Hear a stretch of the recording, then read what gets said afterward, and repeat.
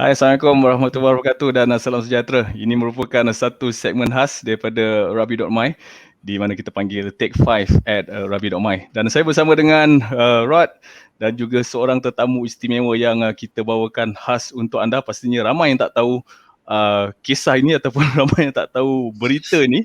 Mungkin kita boleh mula dengan Rod. Rod, apa khabar Rod? Assalamualaikum semua, khabar baik. Thank you Bob, thank you for inviting me. So kita pun ada seorang guest ni, aku actually quite excited lah nak kenalkan siapa ni. Sebab apa kat Malaysia ni tak ramai yang dieksport keluar kan. So tu agak excited lah nak kenalkan dengan semua orang siapa tetamu kita kat bawah ni. Okay, Rod. So ni saya rasa peluang yang paling sesuai. So mungkin Rod boleh start, boleh mulakan. Silakan Rod, bagi tahu semua orang. So the thing is, seperti yang semua sedia maklum, Olimpik is just around the corner. Olimpik dah nak mula, SKUAD Olimpik. Dan of course, pasukan Malaysia tak dekat dah Olimpik lah kan. Nah, mungkin lama lagi lah kalau kita nak mencapai pencapaian sebegitu untuk pergi ke Olimpik dan sebagainya. Tetapi kita ada seorang wakil negara di dalam sukan rugby ke Olimpik tahun ini, iaitu pemuda di bawah ni, iaitu Ikhwan Musa Sallih. Ikhwan, selamat datang. Thank you for being here with us. Ikhwan ni, just a bit of introduction.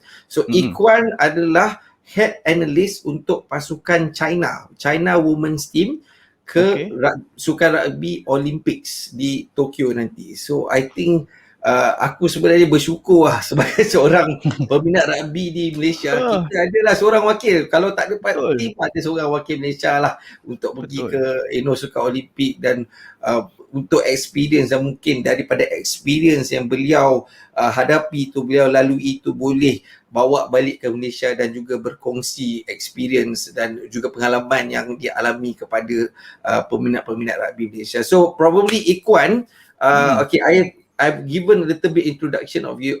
Probably you can elaborate a little bit more lah, apa as an analyst dekat China, as an probably assisting the coach dekat China. What do you really do dekat with the China rugby team? Hi everyone. Yeah, so my job is like Rod said, I'm the analyst for the Chinese women team. So my job mainly revolves around doing all the statisticals, all the videos, all the reviews of our teams, our trainings, and all the competitions that the world are having.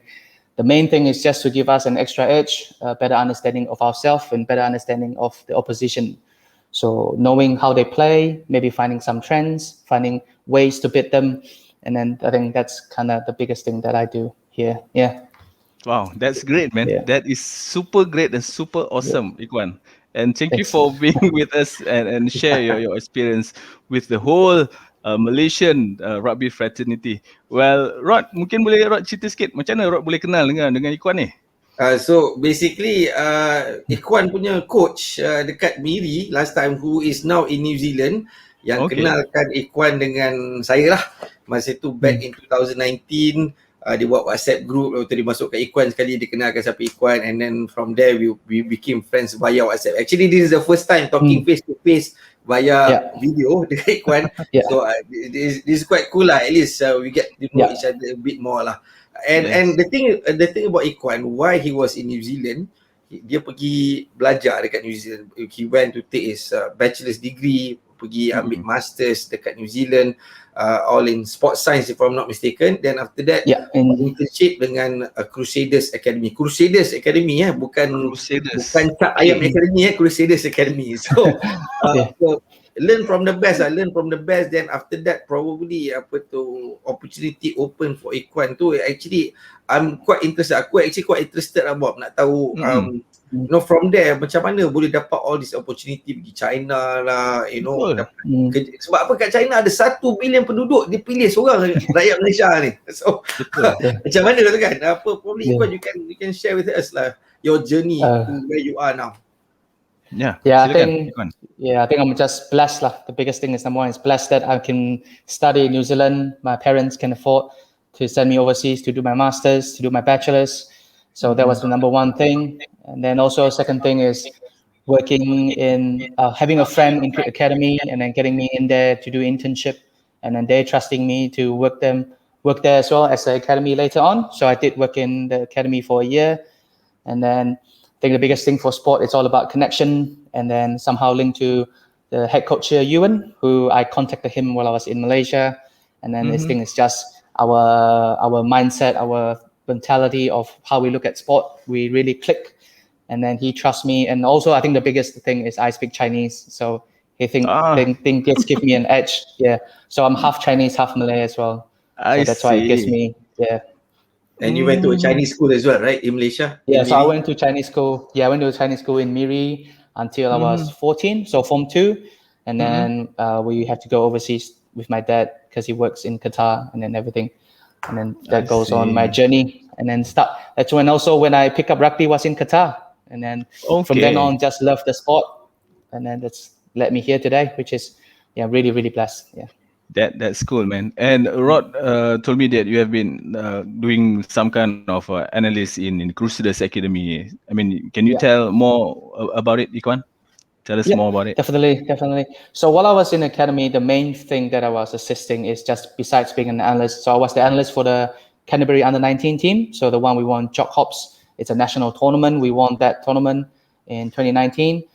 So that job was just being an analyst. But in the academy itself, I do quite a few things. So the main thing is when players within the academy, they have tournaments or they have games on the weekend. You know how Rod always see the weekend rugby for like Burnside and everything.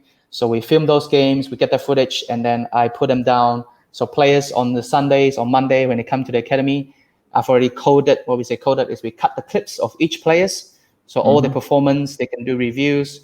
So those clips are valuable to not only themselves, but also for them and the coaches.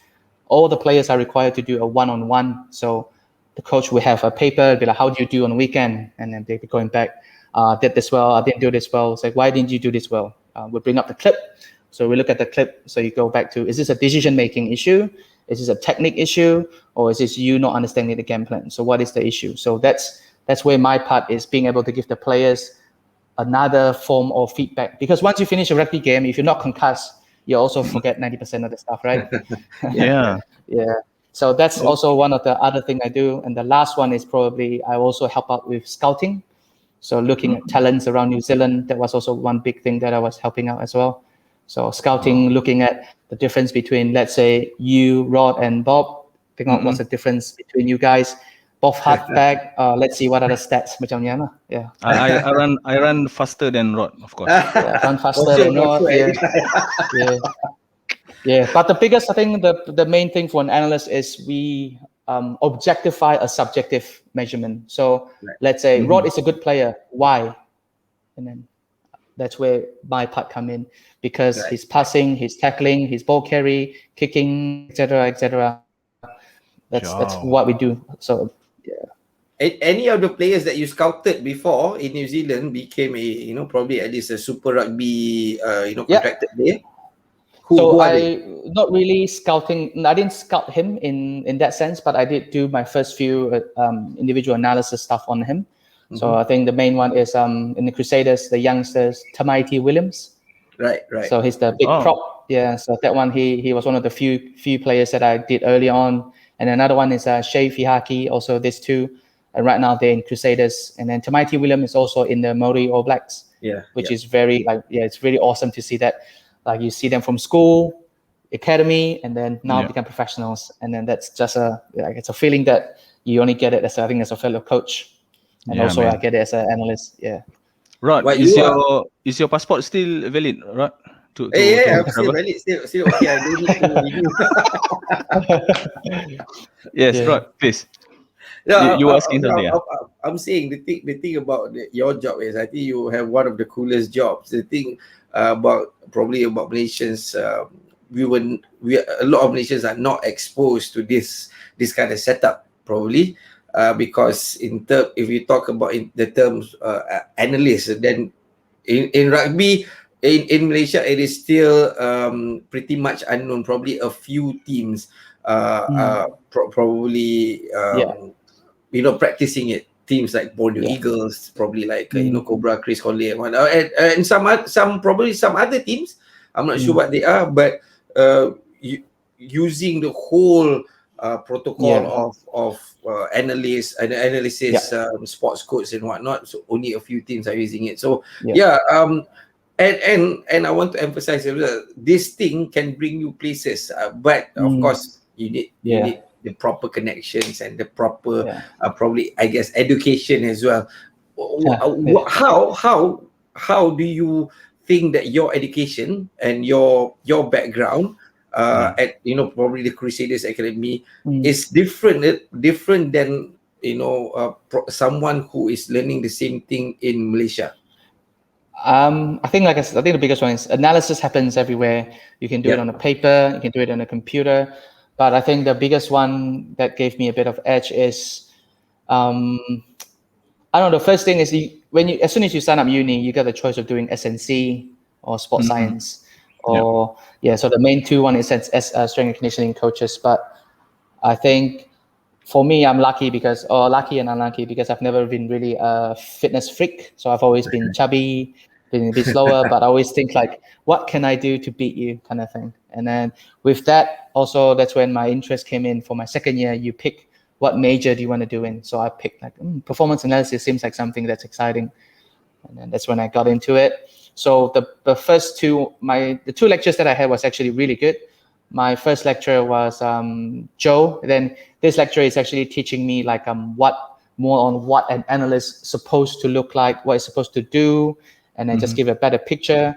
And then my other lecturer, Pete, he's more on the technical side. So how do you set up your analysis stuff on your computer on sports code, which is like widely used for all the rugby teams around the world. So I've got that in uni, which is a huge plus already. And being able to do internship later on during my master's with like one of the top teams, one of the best team or the best team in the world, Crusaders, and them having that academy system and having that internship opportunity as well. So they guide us, they teach us, and I think it's the way that New Zealand think, because what I realized the difference is like New Zealand, kalau you don't know anything, you ask, they will teach. It's not if I've got the knowledge, I'm keeping it to myself because to give me a age. No, it's if I've got the knowledge, I'm going to share it. Means if you know that thing, I have to keep improving myself. So everyone's is just building on building and building. So I think that's a difference. And then, like I said, from uni to my environment in Crusaders, I think, it's just a plus, and it's just really good. Really blessed to be like that. Okay, that is like such an inspiration, man. Seriously, for all of us in Malaysia, right, Rod? Yeah, definitely. I think that's one of the things that probably everyone of us Malaysians can learn, knowledge sharing. Yeah, I think you are right in terms of New Zealand. And I think probably Bob, you can also relate to this, whereby New Zealand, kalau korang pernah dengar lah, New Zealand ada banyak all this academy, all these rugby courses, rugby coaching courses and whatnot. They open up. Of course it makes money, but at the end of the day they are also sharing rugby knowledge to people. And probably in Malaysia also, kita pun we have our fair share ni. Akademi Rugby Kebangsaan baru Akademi Rugby Malaysia baru nak start, but are we the experts? We need to probably question ourselves. Are we really the experts? We need to get more experts coming in to make us the experts one day probably. That's how I see it. Anyway, I think we need to talk enough about your past. Look at the future. We want to talk about Olympics. China rugby team. How's the preparation so far? How you been with the team? How's the team looking?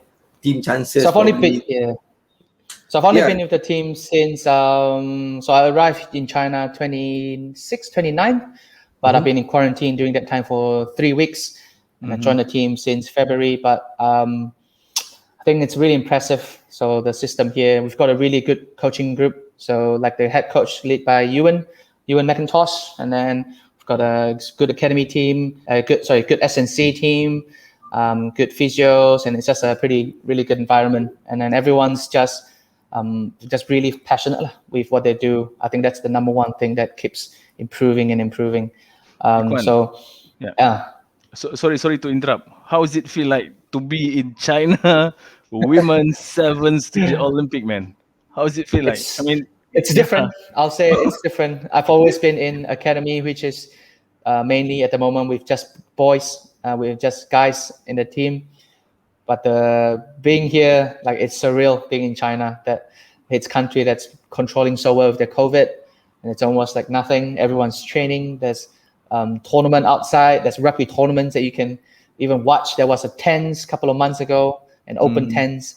Yeah, so it's just really surreal to be here and to be working, and also going to Olympic in next week or something, and we'll be in the Olympic Village, and that's definitely something that I'm super excited about.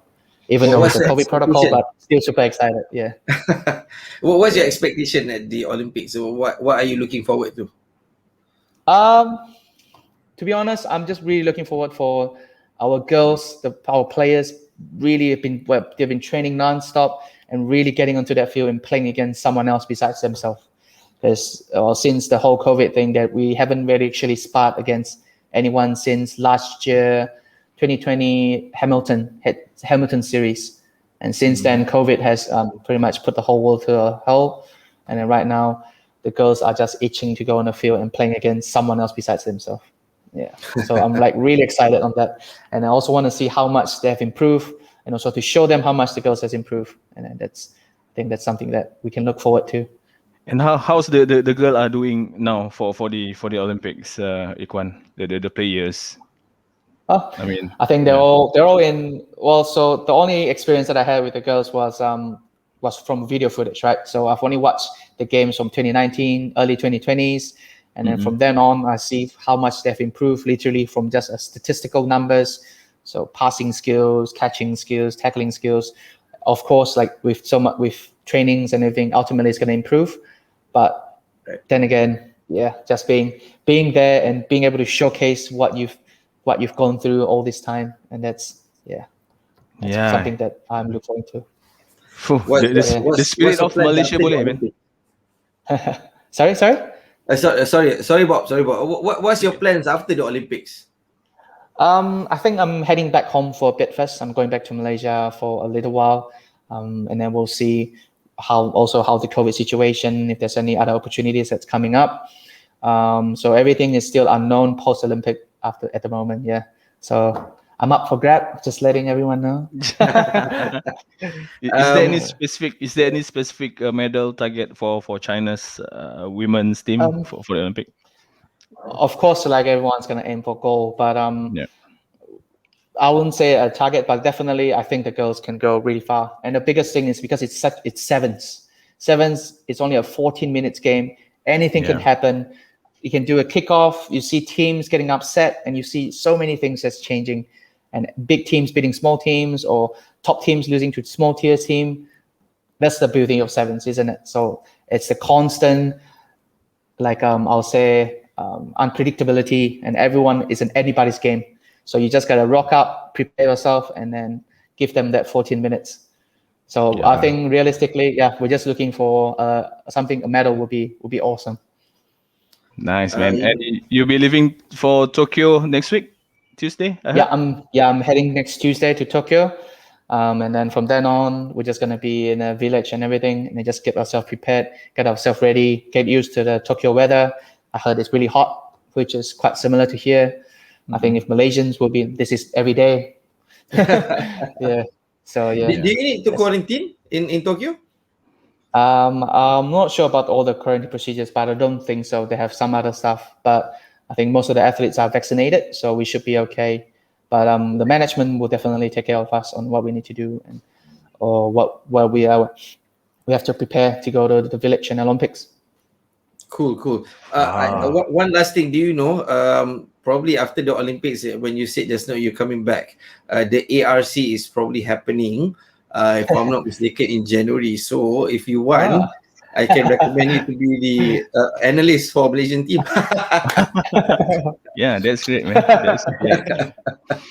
Yes. I mean, the future is always anything. What I know right now is anything can happen. COVID happened, so literally it's a big anything for me in the future. So just grabbing hold of all the opportunities, all the good opportunities, try to learn as much as I can and better myself. I mean, being an analyst, it's such a new job, and it's even newer in a rugby environment. So I don't think it has been in 10 to 15 years maximum rugby analyst, or more, probably 20 years, less than 20 years. I'll say that. But yeah, I'm really excited to see what the future for an analyst looks like. Bob, Yes, idea for definitely. Ragbi.MY, Bob. Idea for Ragbi.MY. So when Ikhwan comes back, sharing session with Ragbi.MY with Yes. Ikhwan. I will pick Olympic Ikhwan. I will pick experience, Ikhwan from the airport. Right away. Okay, so Ikhwan, thank you so much for sharing. I mean, is there any words or any pesanan for our fellow Malaysian who is currently watching the video right now, Ikhwan? Kata-kata, nasihat or anything? Tune in to Olympic. Definitely watch out for the Chinese girls, the China women's team. Then definitely, just for rugby itself. I played rugby in Malaysia. I know how passionate they are in Malaysia as well for rugby itself. Yep. Keep pushing that, and then keep pushing that country sports. And I definitely can see us going to the next few Olympics in the future. Okay, As Asians, inshallah. we'll be rooting for the China team. Go China. Yeah. Okay. All right. Thank you very Awesome. much, Ikhwan. Thank you very much for your time. Terima kasih You're juga, welcome. Rod. Yeah. Dan inilah para penonton sekalian, Ikhwan Musa Sallih yang berkongsikan sedikit pengalaman beliau bersama dengan Crusaders Academy, dan sekarang beliau berkhidmat untuk pasukan wanita Sevens ke Olimpik Tokyo. Rod. Berlepas kita. Okey, itu saja daripada kami. Terima kasih Rod yang bersama dengan kami. Terima kasih Ikhwan. Terima kasih, Bob. Thank you very much, Ikhwan. So Thank you, insyaAllah kita Ikhwan. akan berjumpa lagi di lain session. Untuk itu kita berjumpa lagi di lain waktu. Wabillahi taufiq wal hidayah. Assalamualaikum warahmatullahi wabarakatuh. Kita jumpa lagi. Bye. Bye.